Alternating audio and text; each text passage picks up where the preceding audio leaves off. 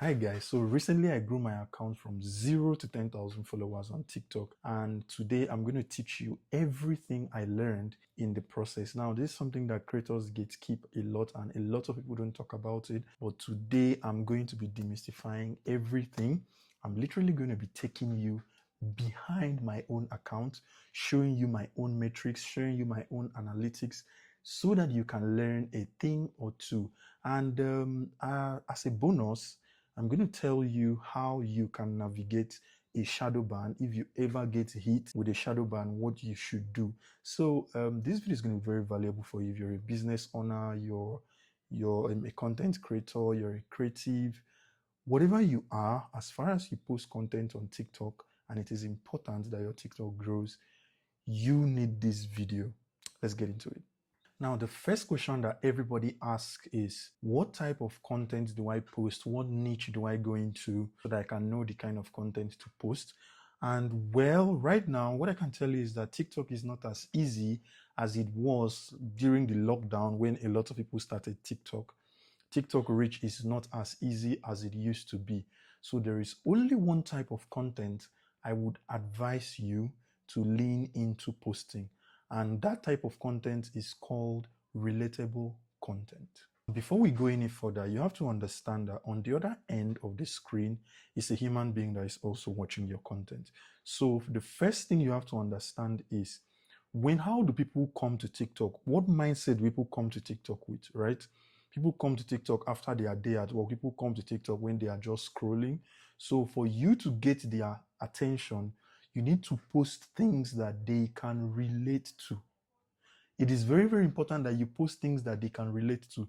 Remember, TikTok is just a video scrolling platform. We just scroll videos. So for someone to have interest in you, to want to follow you, you should have posted something that is relatable to them.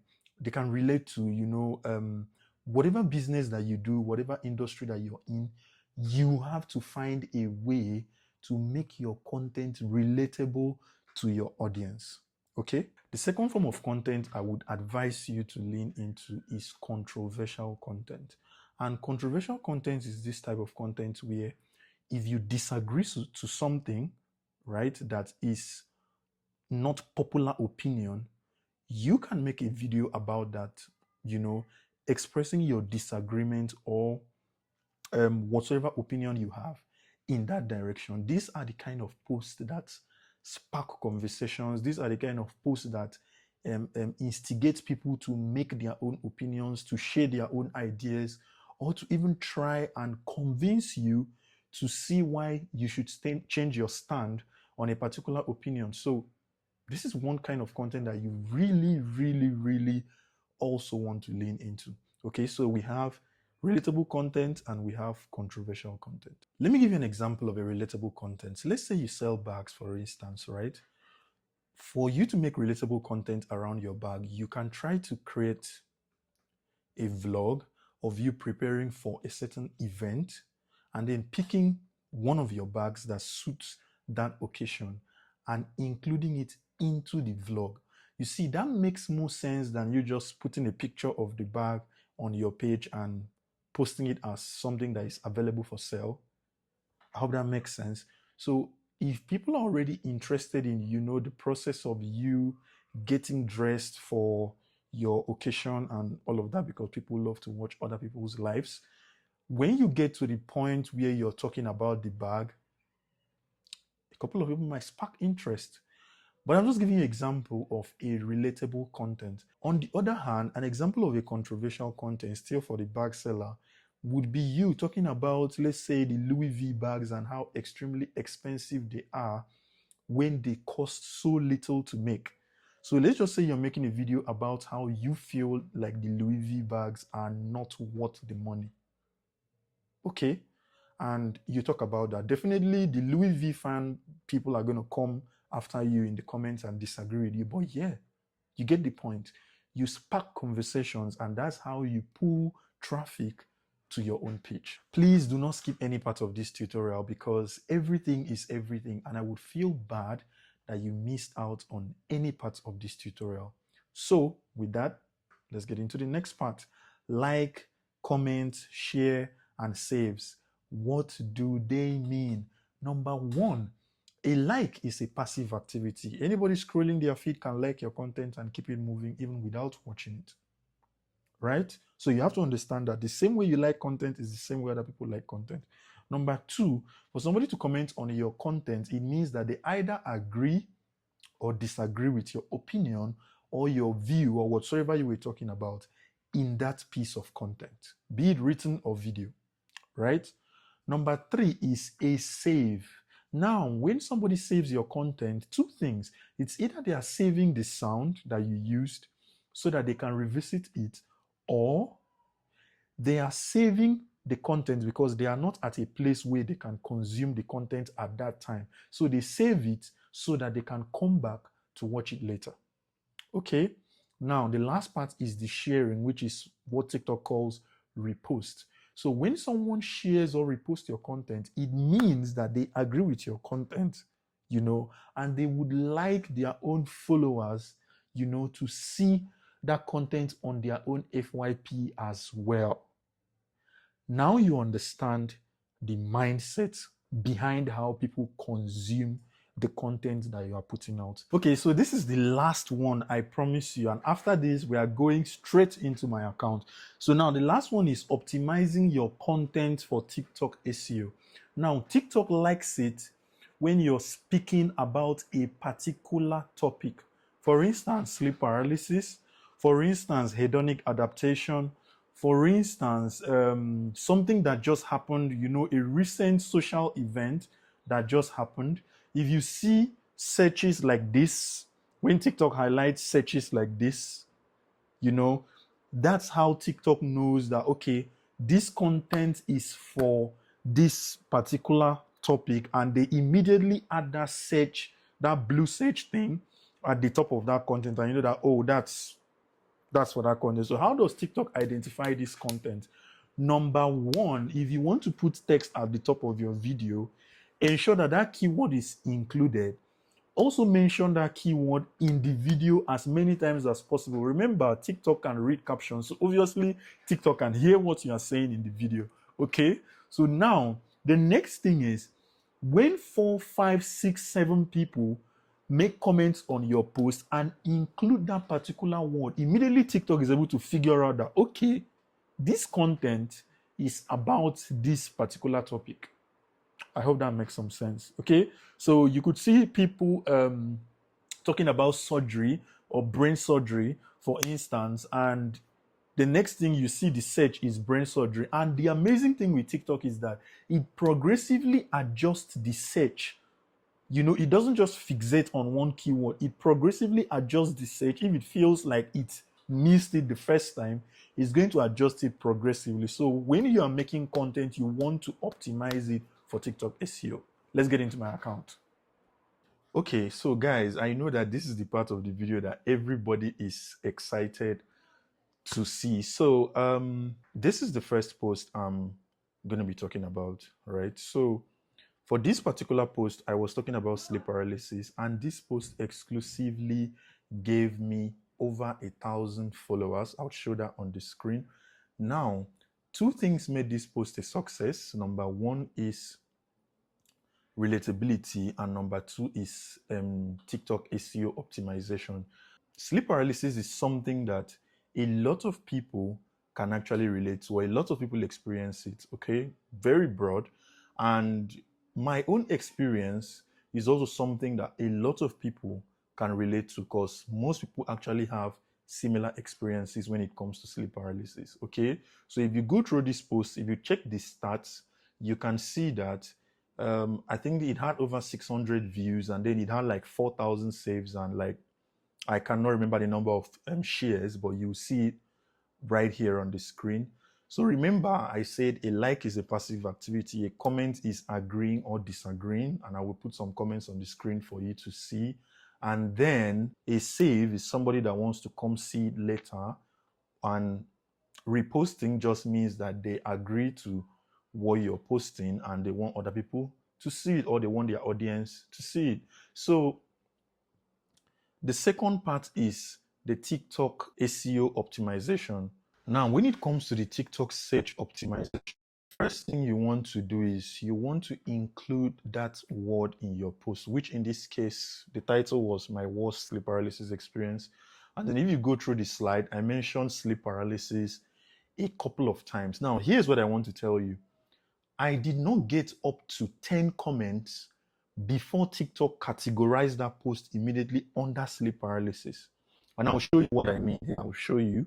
So I did not get up to 10 comments. That means the first people that commented were making use of the word sleep paralysis. And when I was making a response to them, I was also making use of the word sleep paralysis as well. So it was easy for TikTok to pick that this post is actually talking about sleep paralysis. You know, at a point, TikTok picked up that post with another search term, sleep paralysis caught on camera. So as I said, it's progressive, you understand? TikTok is trying to figure out what exactly is this post talking about. And the only way that TikTok does that is by looking at the words that are being used in the conversation over and over again. And I think I'll put up some screenshots of some comments so you can see what I mean.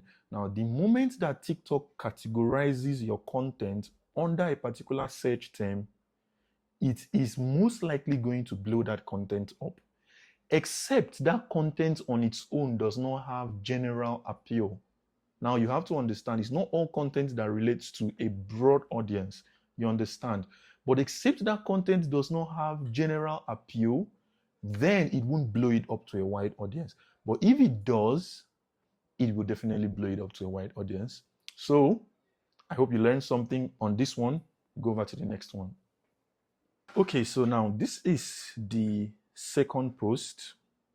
This is the second post. Now, in this particular post, I was merely sharing a story, right? I was merely sharing a story, like an experience of something that had happened to me. Now, I want to show you something. On this particular post, you can see that TikTok was not able to figure out what exactly we're talking about, like put a name to it, like put a search term on it. That's tell you how intelligent TikTok is. The only reason that this particular post blew up was the storytelling and the fact that I would say a couple of people could relate to it. In a way, to some people, it was funny. To some people, it was touching. To some people, it was scary, right?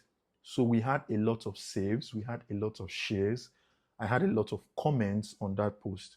And I think that post alone gave me over 1,400 followers. Okay, so this is another angle. This is me just showing you that not all content will be picked up on search terms. So when it comes to optimizing your content for TikTok SEO, it is something that you have to be very, very intentional about. Now, sometimes you might not even be intentional about it, but then it happens. But if you really want to be picked up on SEO, you have to be intentional about it to get picked up on that SEO, on that search term. Okay, so I'm going to show you the stats for this post now, and these are the stats. You can pause the video for a minute and take a look at it. So yeah, that's that on this particular post. Let's go on to the next one. Okay, you guys, so this is the last post I'll be using, and this is a very recent post on my page. This particular post alone gave me over 1,200 followers. Okay, now with this particular post, I spoke about a variety of things, but fortunately or unfortunately, people were focused on one particular thing that I said, which was senator wears for men. I was actually, sort of giving unsolicited fashion advice, and people picked up on the first thing I said in the video, which was senator wears for men. And if you can see, TikTok picked up on that search term. Okay? TikTok picked up for that search term. So this was something that I was not very intentional about, but because of the nature of the comments I was getting, TikTok figured out that this is what this conversation is centered around. So TikTok knew that, okay, this is the search term. So now, Here's the idea. When someone sees this post, they can either agree, because it's relatable as well, they can either agree or disagree, and then the search bar shows them senator wears for men. Now imagine if you also had content that was optimized for senator wears. When they hit that search bar, there's there's a very high possibility that they will also see your content as well. That's how TikTok SEO works. TikTok is just like Google. That's how TikTok SEO works.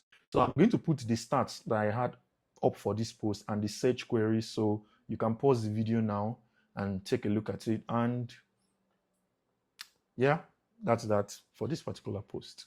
So if you made it this far into the tutorials, I'm going to first of all say congratulations. Now at the beginning, I made a promise that I was going to teach you guys how to deal with a shadow ban. Now in the course of posting, you might catch one or two warnings, okay? And that might lead to TikTok limiting your reach. Now when this happens, the one way I figured it out was stop posting for like a week and then start posting again gradually. When you're experiencing a huge decline in your reach, let's say you were getting like 5,000 views and you experience a huge decline all the way to like 50 views, 100 views, you don't want to keep hitting the algorithm with more posts. What you want to do is stop posting for a while, for like a week, and then come back to posting like once in 2 days, once in 2 days, gradually, and then you pick up back to posting fully. So if you ever hit to the shadow ban, this is something that I've tried myself and it worked perfectly for me. So I hope that helps. So yeah, I feel like my energy is high at this point in the video compared to the beginning. So if you made it to this point, I would say always remember that when you're posting on TikTok, you're actually posting to human beings. Okay? So forget about the algorithm, forget about all that serious stuff, and make posts that people will find relatable. Make sure that what you want to post is relatable first, and then try to use the tips I actually talked about, to infuse into the content you want to post. So hopefully this helps you out. I'll be posting more content about TikTok and stuff related to content creation. So if that's something you will be interested in, please like, share, subscribe.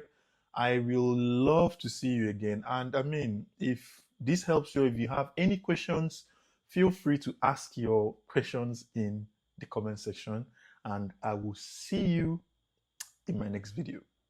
Peace.